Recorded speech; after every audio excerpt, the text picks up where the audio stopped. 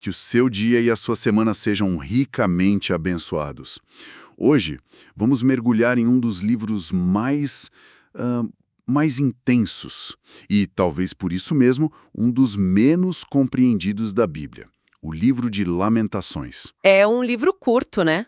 Mas, nossa, o peso dele é gigante, tanto emocional quanto teológico. É muito fácil passar por ele e ver só tristeza, mas as fontes que temos aqui mostram que há uma arquitetura, um propósito surpreendente por trás de tanta dor. Exatamente. E para nos guiar nessa análise, a gente está se baseando numa introdução da Bíblia de Estudo NA e principalmente num comentário bíblico de Charles H. Dyer. Nossa missão aqui é tentar entender por que um livro tão sombrio existe, como ele usa uma estrutura poética super rígida para expressar o caos e onde, no meio de tanta ruína, ele encontra uma fresta de esperança. Ok, vamos começar pelo básico então. O nome, Lamentações, parece bem autoexplicativo, mas os nomes originais geralmente escondem algo mais, não é? Com certeza. O título original em hebraico é, na verdade, a primeira palavra do livro, Eká. Eká. E o que significa? Significa como. Mas não é um como de curiosidade, sabe? É uma exclamação de choque. É como se alguém olhasse para uma cidade em ruínas, totalmente devastada, e a única coisa que consegue dizer é como? Como isso foi acontecer? Já define o tom do livro inteiro. Uau! Só essa primeira palavra já carrega um peso enorme. Sim. E outras tradições judaicas, tipo o Talmud, chamavam o livro de Kinot, que é literalmente cânticos fúnebres ou lamentos. O nome que a gente usa, Lamentações, veio depois, com a Vulgata Latina. É um bom resumo, mas perde um pouco daquele impacto inicial do EK. Entendi. E quem teria a coragem ou a força para escrever algo assim no meio de tanta destruição? As fontes indicam um nome bem conhecido. Sim, a tradição tanto judaica quanto cristã é muito forte em apontar para o profeta Jeremias. O livro em si não assina, não diz escrito por Jeremias, mas as pistas internas são bem convincentes, sabe? Que tipo de pistas? O autor foi claramente uma testemunha ocular de tudo. Ele descreve a fome, a violência, os detalhes são de quem viu de perto. E o estilo, a linguagem, o coração partido, tudo se parece muito com o que a gente lê no livro de Jeremias. Tem até uma frase que é quase idêntica nos dois livros, sobre os olhos se desfazendo em lágrimas. Mas essa atribuição a Jeremias é unânime. Ouvi dizer que, a partir de um certo ponto, alguns estudiosos começaram a questionar. É uma ótima pergunta. Por séculos foi um consenso quase absoluto. Mas ali pelo século XVIII, alguns acadêmicos começaram a levantar dúvidas. Argumentavam que talvez o estilo não fosse exatamente o mesmo, ou que a dor em Lamentações é tão crua, tão pessoal, que seria diferente do tom profético de Jeremias. Entendi. Mas, como o comentário de Dyer aponta, essas são objeções mais recentes. A força da tradição e das evidências internas ainda leva a maioria a ver a mão e principalmente o coração de Jeremias por trás desses poemas. Certo. E é aqui que a coisa fica realmente intensa. O Dyer nos ajuda a visualizar o cenário daquela época. Para entender o livro, a gente precisa entender o horror que o autor estava presenciando. O que exatamente estava acontecendo em Jerusalém? É um cenário de pesadelo. A gente está por volta de 586 a.C., Nabucodonosor, o imperador da Babilônia, perdeu a paciência com as rebeliões de Judá e cercou Jerusalém.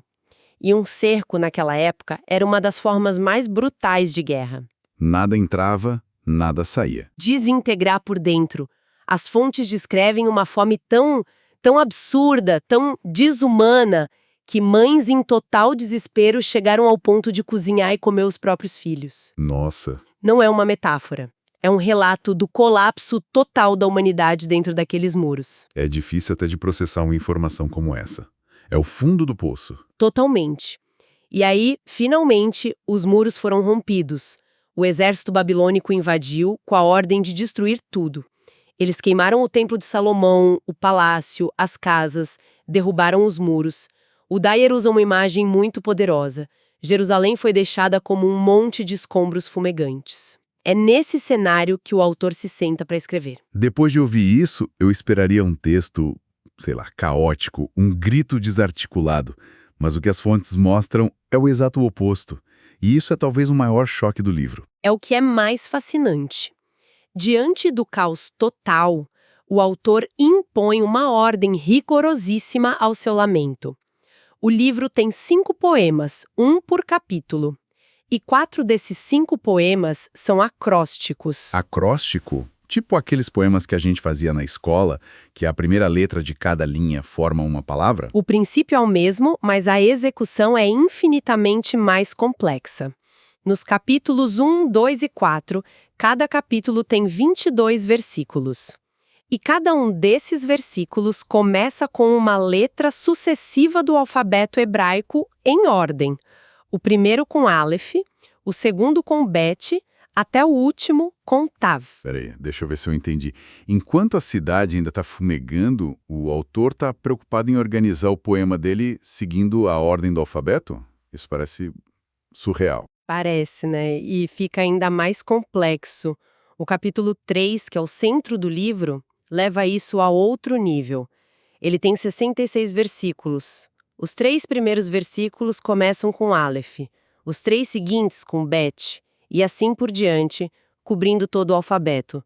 Só o capítulo 5, o último, é que abandona essa estrutura. A minha cabeça dá um nó com isso.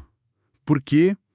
Por que usar uma forma tão matemática, tão controlada, para expressar uma emoção tão crua como o luto por uma nação inteira? O Dyer oferece 2 explicações muito profundas. A primeira é mais prática. Numa cultura oral, a estrutura de acróstico ajudava muito na memorização. A ideia era que o povo memorizasse esses lamentos, para que as lições ali nunca fossem esquecidas. Ah, faz sentido. Uma forma de gravar a mensagem na mente das pessoas. Exatamente. Mas a segunda razão é teológica. E é genial. Ao usar o alfabeto inteiro, de A a Z, de Aleph a Tav, o autor estava fazendo uma declaração. Ele estava dizendo que o sofrimento deles era completo, que o julgamento de Deus tinha coberto todos os aspectos da vida, do começo ao fim. Nada escapou. Uau! Era uma forma poética de expressar a totalidade da devastação. Uma dor total expressa de uma forma total. Ok, essa ideia da dor ser completa, de A a Z, é muito forte, mas isso me leva a uma pergunta. Se o foco é tão grande no juízo completo de Deus, o livro é só sobre punição, onde alguém poderia encontrar um pingo de esperança no meio disso tudo? Essa é a pergunta central. E a resposta, segundo Dyer, está numa conexão que muita gente perde. O livro não surgiu do nada. Ele é um diálogo direto com outro livro, escrito quase 900 anos antes. Deuteronômio. Deuteronômio, o livro das leis de Moisés. Qual é a conexão? Especificamente o capítulo 28. Ali, Moisés estabelece os termos da aliança. Ele diz: se vocês obedecerem, estas são as bênçãos. E depois ele detalha: mas, se vocês desobedecerem e quebrarem a aliança, estas são as maldições que virão. Lamentações, em muitos aspectos, funciona como um checklist sombrio do cumprimento exato daquelas maldições. Nossa. É como se o autor estivesse com a lista de Deuteronômio na mão e dizendo: aconteceu. E isso também. E isso aqui também. Pode dar um exemplo específico? O mais chocante é justamente o que a gente já mencionou. Em Lamentações 2, verso 20, o autor grita: haverão as mulheres de comer o fruto de seu ventre. É uma cena de horror. Mas lá em Deuteronômio 28, a maldição prevista era exatamente essa. No meio do cerco, você comerá o fruto do seu ventre. Que pensamento forte. Então, o autor está, na verdade, mostrando que Deus foi terrivelmente fiel à sua palavra. A fonte da dor deles era a própria integridade de Deus. Exatamente. E é aí que a esperança entra, de uma forma paradoxal. A esperança está na mesma aliança. A mesma aliança que prometia juízo, também prometia restauração pelo arrependimento. O livro todo pivota no capítulo 3. Bem no meio daquela estrutura super complexa, o autor para, ele muda o tom e ele declara aqueles versos famosos. As misericórdias do Senhor são a causa de não sermos consumidos. Renovam-se a cada manhã. grande a tua fidelidade. Grande a tua fidelidade. Ele diz isso no meio da ruína. Sim, e essa é a chave. A fidelidade de Deus em cumprir sua promessa de juízo era a única garantia que eles tinham de que ele também seria fiel em cumprir sua promessa de restaurar. Se Deus fosse do tipo que escasse suas promessas, eles não teriam esperança nenhuma. Entendi. Mas, como ele provou ser fiel ao disciplinar, eles podiam se agarrar à esperança de que ele seria igualmente fiel em perdoar. A mesma característica de Deus que trouxe a dor era a única fonte de esperança para o futuro. Então, o livro é muito mais do que um diário da dor. É uma aula sobre como processar a tragédia. É um luto que encara o sofrimento, mas o coloca dentro de uma moldura maior. O caráter e as promessas de Deus. É exatamente isso. É um luto com um propósito. O Dyer diz que a oração do livro não é um grito de dúvida de um remanescente desencorajado, mas sim a resposta de fé daqueles cativos que dominaram as lições de Deuteronômio. Que frase forte. Eles entenderam por que estavam sofrendo, e porque entenderam, estavam clamando a Deus com base na própria aliança dele, para que ele cumprisse a parte final da promessa, a restauração. Isso explica o final do livro, então, o capítulo 5, que você falou que quebra o molde, que não é um acróstico. Exato, a mudança é intencional.